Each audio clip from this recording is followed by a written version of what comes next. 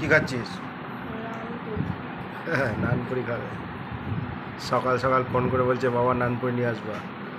চলো নিয়ে এসছি, এবার খাও।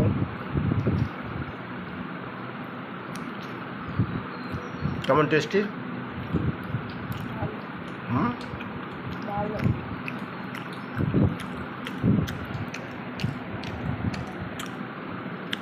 নানপুরি আর ঘুগনির মতো একটা তরকারি করেছে, বেশ ভালোই লাগছে খেতে।